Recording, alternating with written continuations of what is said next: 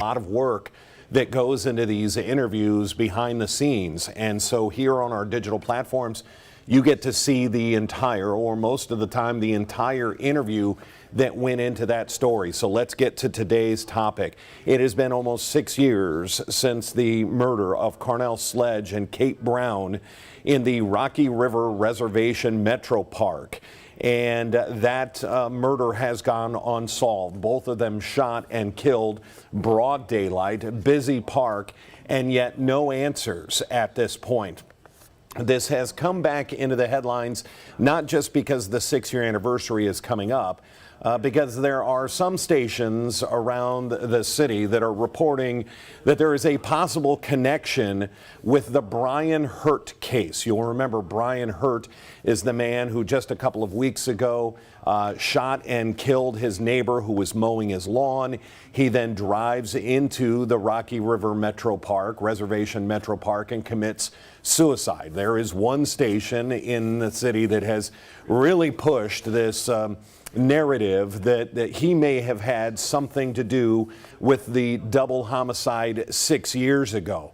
Our Nicole Versansky got to sit down with kind of a rare interview with the chief of the Cleveland Metroparks, Kelly Stillman, to talk about not only that assertion that there may be a connection 6 years later, but then really the idea of where does the investigation stand now, and this idea that there has been some trace evidence. There was trace evidence, DNA, that was collected at the scene at the time, and they're working on DNA technology. We all know that it advances almost by the month.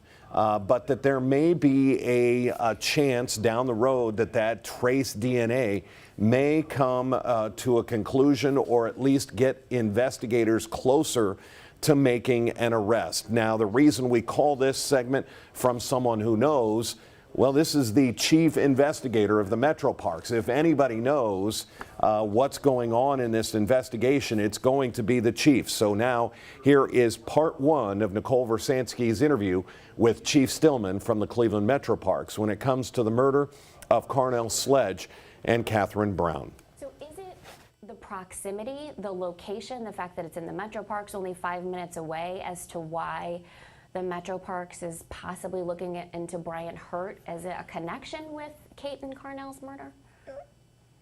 I can just say he's just as much a suspect as anybody else has been a suspect. So, you know, when we get something that happens in the Metroparks in close proximity, we always dive into it as much we can to see if there is any correlation. So that's really the tie-in here. It's just, you know, I don't want to throw that, oh yeah, we are focused in on him. He's just as much a suspect as anybody else has been since June 4th, 2019. Right, and here we are 6 years and later. Here we are 6 years, and I can say this all again on camera. It just takes so much work behind the scenes to fully vet a suspect, whether, yes, he did do it, or maybe, or he's not a suspect at all. So, you know, just, I mean, there's cell phone records and video cameras and video footage. I mean, there's just so much. You just can't do it overnight. And how another reporter got that this was a big thing, I don't know. It's just that, sure, we look at everybody that comes into our bailiwick and something happens. So there's been many things that have happened that aren't newsworthy, but the person could be a possible suspect, and we vet those completely. Exactly, because I remember it was a few weeks prior, a few weeks after, there was a woman who was possibly, you know, robbed with two men with a gun, and I think that was vetted as to whether or not that was. So is it the fact that, you know, if it's in a close area as to where Kate and Nell were murdered, well then, yeah, let's look into it further just to see if there is a possibility that it's connected. Absolutely. And just moving on that, it doesn't matter really where it happens. If there's something that we could maybe think that should be or could be a correlation or involved, we go after it. It doesn't have to happen specifically in the Cleveland Metroparks. There's been things that have happened out of state that we've looked at people. So, I mean, the big picture is that we continually, every day, since this day, 2019, look at anything in everything that comes our way that could possibly solve the murder. So there's just so much that we're doing that I hope people still understand and realize that we won't rest until we get somebody in custody. And if that person goes to the grave with it, well then so be it. But somewhere along the way, somehow, some way, I'm pretty confident we'll find our person. So among the biggest pieces of evidence you have in Kate and Carnell's murder are bullet casings, shell casings that were found at that scene. Have ballistic tests been run on the weapon that Brian Hurt used, to commit the murder, to commit suicide, to see if there's a match? Well, it's pretty simple because the weapon that he used and the weapon that was used in our dull homicide are two different weapons. So you don't really have to do ballistics. I mean, it's just, that is not our murder weapon, the one that he did his crime with. It was a small caliber weapon, right, Kate and Carnell's versus? Correct. Okay, so that's already been ruled out. Yes. Okay. So what more is being done right now to see if Brian Hurt is indeed connected to this crime? There's a lot that's being done, and because it's in the investigatory stage, I can just tell you we're doing a lot. We're doing everything that we can do forensic-wise to either put him in a category where he may be a suspect, or is a suspect, or is not the suspect. And that's all behind-the-scenes work, and that is a lot of man-hours, and it's way too early to tell you, oh yeah, we've done everything, because it's impossible to do that. How long do you think it's going to take to Could be able take years. I mean, there's a lot of things that go on that take us a lot of time. Are FBI labs, BCI labs being used as part of it? We use everything that's available to us, and we all work together, BCI, FBI, Marshall's Task Force. I mean, it's just all one big family, law enforcement, and when we need help, somebody will say, hey, we can do this, we can do that, and that's just how we work here too. So we utilize every source that's available to us to help us, look at evidence and discount evidence or put it where evidence needs to be. So that's why it takes so long. You can't just stick something in the microwave and pull it out and go, oh, he's our guy. I wish it was that easy.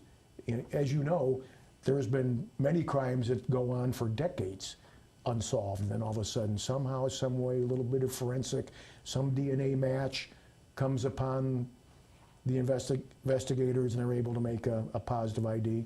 And that may be what we're going to have to wait for. How would you classify Brian Hurt? Would you call him a suspect at this point? I personally know him because when I was in chief in Rocky River, he attacked a bailiff in Rocky River Municipal Court. So I'm very familiar with him from that point to this day. Now, what has happened between him and when he got out of prison for that attack, I have no idea. But I know his propensity for violence was high, and I don't know where Brian Hurt stands. And as we all know, he's deceased, so he's not one that can be interviewed, but the trails that he led in the past could be found, and that's what we're working on. So again, there's just so much involved to try and narrow it down. Did Brian Hurt have other weapons? I don't know. That crime happened in Cleveland, and Cleveland homicide, from what I know, did go into the home, so that would be a question that you would need to ask Cleveland. Would they share? But they would be sharing that information. They would, with you. but I'm sure if our murder weapon was there, we would have known about it a long time ago. There was some talk about a silencer being on that weapon. Is there any indication that Brian Hurt would have had any kind of silencer on a different weapon? Obviously that weapon. I would have no knowledge of that. Okay. I couldn't even guesstimate to give you a guess. And you've been doing this a long time. 45 years. 45 years. Do you think that what happened to Kate and Carnell, do you think that was premeditated? Do you think that was planned? Or do you think that was a random attack? I think you could roll the dice on either one. And there's just so many unknowns. And without a suspect, and without a confession, and without a conviction, I would be hypothesizing. And whatever you said, I would agree with you on any and all. It could be anything. Yeah. It's just one of those, gosh, who did it? Well, I think that's just a day like today in the Metroparks, you see people coming out of the woodwork to be in the Metroparks, and to think in broad daylight at 5 o'clock at night, someone can open fire on two people and disappear into thin air. Yeah, I wasn't working here then, but to this day, I'm still amazed that nobody saw nothing. Or if somebody did, why they haven't come forward to tell somebody. Yeah, it's mind-boggling.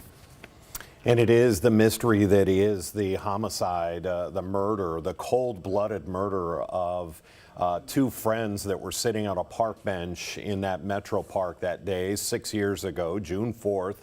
Carnell Sledge and Catherine Brown, or Kate Brown. The FBI obviously still seeking information. What we're going to do is we're going to take just a quick break before we get to the second part of this interview. And yes, there is another person of interest that is very intriguing. Let's just say it that way. There, to this date, has been one pseudo witness to what happened in the park that day, and that person has been talked to by the Cleveland Metroparks police and continues to be on their radar, and you'll hear the rest of that in just 90 seconds. We'll be right back.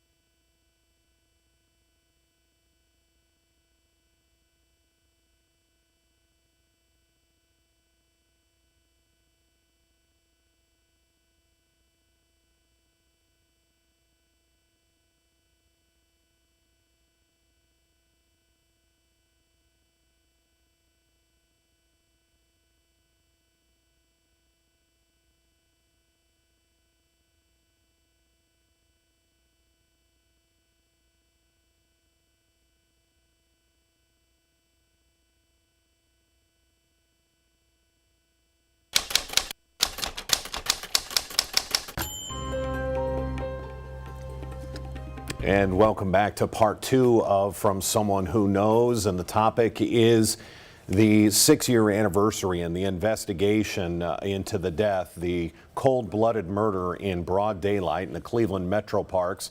It was 6 years ago that they were friends sitting on a park bench. Carnell Sledge and Catherine Brown, they had been friends for many years.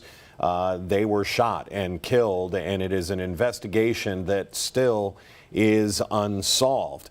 There has been some reporting by other outlets this week that there may have been a connection to the man in West Park who shot and killed his neighbor and then drove into the Metro Park and shot and killed himself. I think we just heard from the police chief there in the Metro Park say that that individual is as much a suspect as anybody else in the city of Cleveland, just because these two incidents happened 6 years apart and sort of in the same proximity. He isn't sure why that other reporter for the other station, trying to be political and PC about this, was just an absolute jump and leap, and is trying to dissuade and maybe even give a false narrative to the city of Cleveland with their reporting. Let's get away from that. Let's focus on this murder that is unsolved, these families that would love answers as to what happened. And there is yet another person that has been questioned. Let's just put it that way. Not sure if this person is a suspect or a person of interest, but it is at least somebody who has been questioned.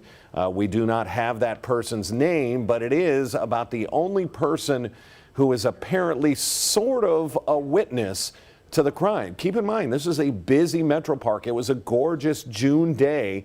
That's why the couple was sitting on that park bench before they were murdered. Let's get to the second part of the interview with Chief Stillman from someone who knows. Are there other suspects that you're honing in on besides Brian Hurt? I really can't. Even if I knew there was one, I couldn't. I couldn't. Right. Last I talked, tell you. so when we did the podcast, Lieutenant Salas mentioned that there was a lead that had legs that they were following up on. Do you know anything more about that lead? Has that come to fruition? No. Again, I think it all falls back to the amount of time it takes to vet a suspect or suspects. It just, I wish there was an overnight process, but it's not. It's a lot of work. Okay. And when you talk, we've done everything. You know, we recently went to VIDOC, which was a consortium of all the greatest scientific minds in crime solving in Philadelphia, I believe was the location. And I can tell you categorically, that committee said that we have done everything that we can possibly do, and they would have not done. They would have done nothing different in their investigatory process of what we did. So we're spot on. We went to the best of the best. they are. I mean, they are among the best of the best. Did they find any leads, or did they go in a different direction? We gave them everything we had, and they said, "You've done everything you can do. You're spot on." I mean, so we've done everything we can do. Have you talked to the family lately? I have not. I see them on the news. I'm sure they see us on the news. You know, I'd love to talk to the family with one important phone call, and you know what that would be, that we know who did it, and we're going to go arrest them. So that's really the most important phone call I can give them. Yeah, absolutely. I hope that comes one day. I do too. For them, my goodness. Knock on wood. Yeah, do you feel any, in the investigation, does it feel any closer from 6 years ago to now? Or does it really feel, I mean, does it feel like there is a lead that could come to fruition? I know there's a lot of work that goes into it, but does it feel like there is a potential with some of the information that you have right now to make that phone call to that family? You know, there's a lot of things that we're still continually looking at that we're hoping will be that lead. So, you know, it gets frustrating. Mm-hmm. Hoping, wanting, and turning over every stone and finding something else. And yeah, so I mean, there's still a number of things that we're doing every day, and it gets frustrating turning over a stone and it's not the right one. So, but we're not going to give up, plain and simple. What are you doing today for the investigation? When you say you're doing something every day, specifically today? I'd have to go back and talk to my most scientific minds, who are the detectives, to see. But when I go back and look at their office and see the volumes of paperwork that's still out there regarding this unsolved mystery, it's mind-boggling. Yeah. I don't know how they find their office, because there's so much stuff out there. So, is there anything else that I'm missing that you want to add? No, I think really, and again, just as the chief, because I wasn't here then, that this is a fantastic organization with highly dedicated people in law enforcement, and they work hard each and every day. They give 110% of their ability to get this crime solved. They want nothing better. They want it more than I do, you know, because they've been working it the whole time, and they really, really want this crime solved. So I just want the public to know that this isn't something you throw in the file and go, well, we'll never get that person. That's not the case here. They work it every day. Every day they're working. Every day. Are you using, so when you talk about FBI, BCI, can you get more specific? Are you using like a DNA lab? Are you, what kinds of resources are they providing for you? Well, there's DNA labs. There's hundreds and hundreds of them. And not even necessarily connected to the FBI or BCI? No, or I mean, are you using anything like that? Or? We have sent evidence for DNA comparison. Nothing's come back in our favor yet, but that doesn't mean the next piece that will... On a suspect? Not specifically a suspect, but things were at the scene that, you know, trace DNA is a big thing now. That's something that we didn't see back in 2019, or not me, but the detectives. They may reevaluate that and say, let's see what we can come in and see if the database has been updated with a possible suspect. So. Okay. So trace DNA meaning like hair or? Anything. Anything. Anything. Yeah. Trace meaning trace. It could be anything. So there's potentially trace DNA from a suspect that was left at the scene that, with the way DNA testing is evolving, could potentially lead to a suspect. Could. Yeah. That's not to say it's down there now, but we have just about every bit of evidence that we could have collected from that scene. So, you know, when you go through it, and you may find something like, oh my God, here it is, you know, so. Yeah, it's great. It's always been so interesting to me, the roofer in his truck who witnessed everything, who says he saw and heard nothing. Do you guys still keep an eye on him? Yes. And there's other people that we keep an eye on too, so. Is he local? I don't know where he's at. Okay. But at the time, he lived close by. Stone's throw away, Stone's throw away. Close to Kate, too. right across the street. That's interesting. And he's all, I mean, your investigators talked to him the day. Did they ever mention anything other than the fact that he witnessed the whole thing and said he saw and heard nothing? As far as, you know, anything that struck you as odd as far, I mean, I know you weren't there, but when you go back and you read, you know, that struck you as odd as far as things that he said? No, I know they talked to him on multiple occasions. And they, at that point in time, they, for whatever reason, they didn't feel that he was the suspect. But they still keep an eye on him. It's not to say that, like I said, they could go back and look at a variety of people and revisit. Just because they put them in one file doesn't mean they can't bring them back into another file, if you follow me on that. Yeah. So there are potential suspects. Sure. More than one that Sure. you are investigating every day. I mean, there's not a, I don't want to say there's a hand, there's hundreds, but there's enough work for our bureau to do for Yeah. quite some time. What do you think do you think there's going to be a tip?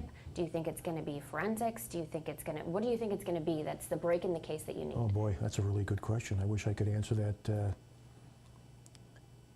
I mean, I'm all about technology and law enforcement. I think at some point in time, something forensically will give us a really good way to go, or back to somebody we've already had, or somebody has a Jesus moment and confesses. I don't know.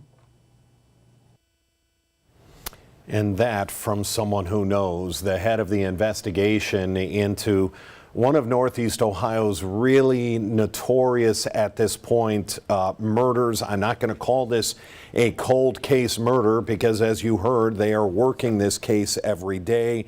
But what happened to Carnell Sledge and Catherine Brown in that Rocky River Reservation Metropark 6 years ago yesterday, shot and killed in cold blood. You heard towards the end of that interview that there was the one person who claimed to have seen nothing but was in the area, was parked in his roofing truck about 50 yards away from where the murder happened, and he said he saw nothing. And that interesting moment in the interview with Nicole where the chief said that he actually lives across the street from Catherine Brown. Not making him a suspect. He's obviously been questioned a number of times, but it's something that they are keeping an eye on. And the chief saying as technology gets better, as investigating trace DNA gets better, you never know what might pop up. So that's what this segment is all about. Every week we feature an interview that's impactful. Sometimes they're emotional. Sometimes it's tear-jerking. Sometimes it's intriguing. And if you scan that QR code, you can go back and watch some of our past episodes of From Someone Who Knows. They're generally 10, 15 minutes long, but really gives you an insight, more information into a story than we can provide on Channel 19 when we can give you just a couple of minutes worth of a story. This is a chance for you to see much more than that. We will be back next week with another episode, but until then, I'm Dan DeRose, and this has been From Someone Who Knows.